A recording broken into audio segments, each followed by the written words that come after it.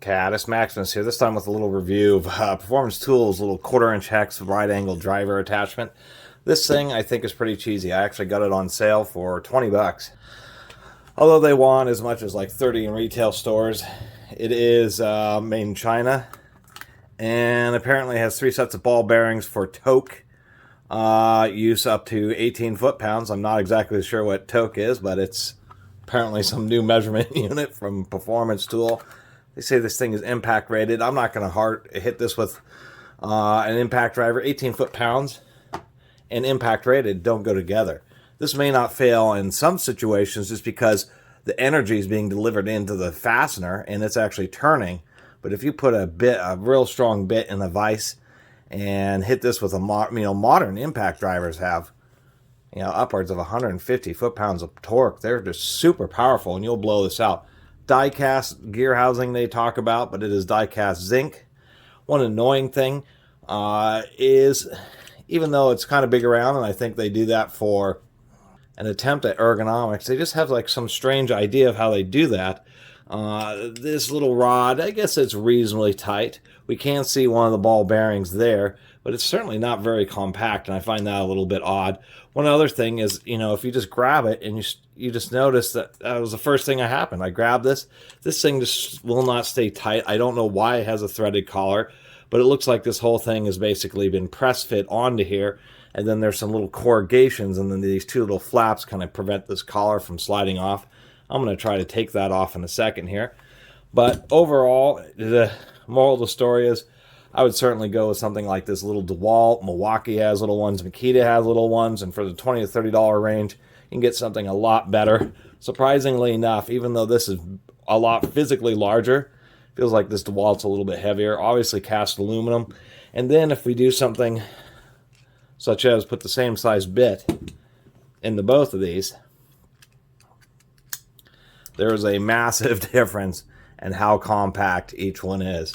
And actually, a neat thing about this DeWalt is you can use this as an oiling hole, but obviously the bit sinks in about as low as you can get and still be able to attach a fastener. As you can actually just press in on the back and there's a little ejection pin. So I thought that was a neat feature.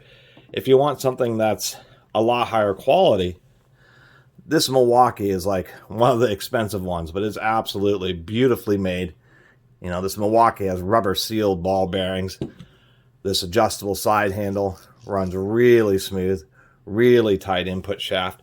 And I figured we'd also do just a little demonstration of the gears. The gears in this Performance Tool just don't sound particularly great.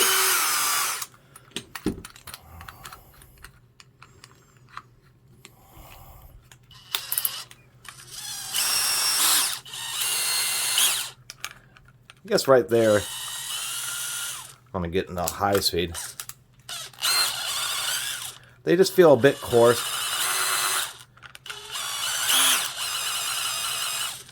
I guess it's kind of hard to tell, probably because of the sound of the drill itself. But the gears just don't sound super great.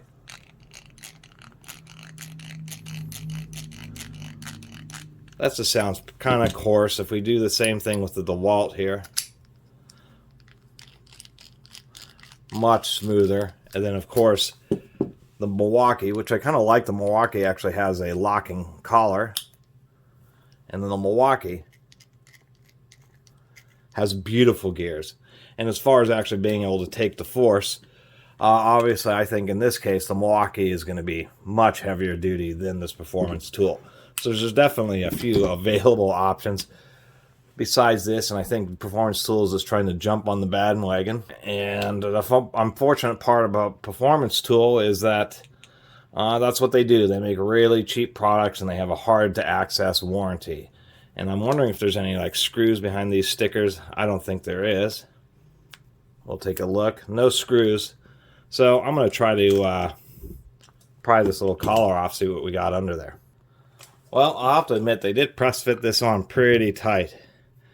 Had to do a little hammering to try to get it started here. See if I can't get this collar the rest of the way off.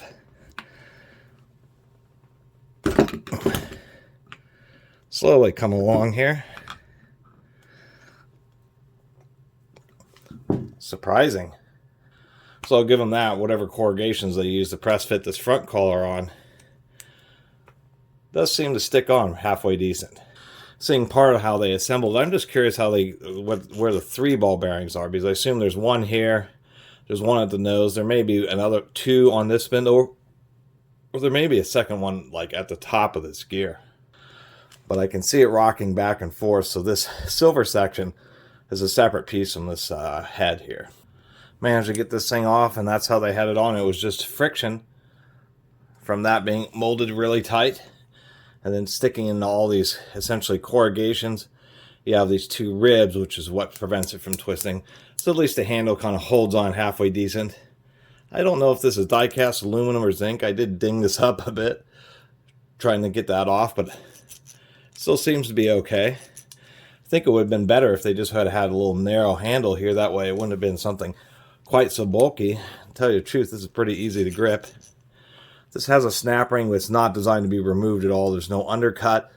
The little ends are chamfered this way, so it's like impossible to get at. But I was noticing on this side, I don't know if that's a defect or intentional, but there's a tiny little gap there. So I'm going to see if I can't pop this little snap ring out of here. Once again, I don't know if that was intentional, but that made getting this little snap ring off pretty easy. Now we can take a look at its internals. Oh, interesting. This is just that snap ring just holds in this collar. Oh, that's interesting. That snap ring just holds that in as a sleeve. There is indeed one of the other ball bearings there, and then there's actually a standard snap ring right up inside there. And the reason the undercut exists is because there's this little nub right here that prevents this collar from wanting to twist, which is of course what the handle's attached to. So it did allow me to remove that. I don't know if I have any pliers that will get quite down into there. This is one of those rare situations where actually these pin type ones, even with a big head, just having really small noses, because this thing is so deep, so many other forms of snap ring pliers just don't, either the body or something else just doesn't have the clearance to actually get right down in there. That's why you really want to have a variety of snap ring pliers. Interesting. Let me get a little flashlight here so we can get a better look inside. Here we go. Like one tiny little drop of grease in there. There is the lower gear has a ball bearing on that side, and it appears that it just has a shaft that kind of goes up into a bore into the head there. And then interestingly enough, they doubled up on the ball bearings on the head here, and it appears that this gear is simply press fit onto this shaft. So anyway, I just wanted to do a little review and tear down. This thing is obviously not spectacular. You know, they do once again use ball bearings, but I would certainly go with a better brand. At least you get to see what's inside, and I guess that's the end of this video. I really appreciate everybody who's been watching and subscribing. If you haven't subscribed, please do. Till next time, Catus Maximus out.